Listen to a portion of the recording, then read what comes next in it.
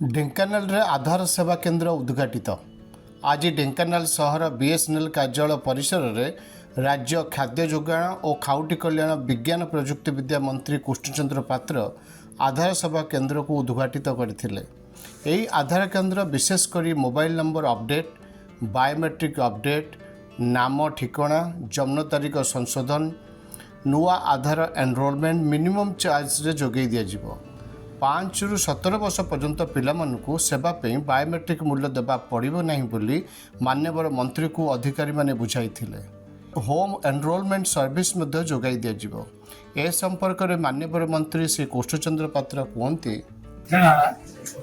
ढेंकानाल आधार केन्द्र प्रतिष्ठा आज हम उद्घाटन 30टा केन्द्र ओडिशा रे प्रतिष्ठा कले। ढेंकानाल कौन पब्लिक डायरेक्ट आस आधार करेक्शन कर आधार कार्ड कर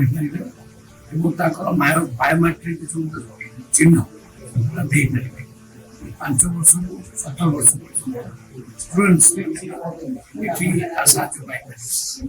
आम विभिन्न परीक्षा नीट परीक्षा बायोमेट्रिक ये भुवनेश्वर सुविधा पाई देखिली स्थानीय पिला चाकरी पाई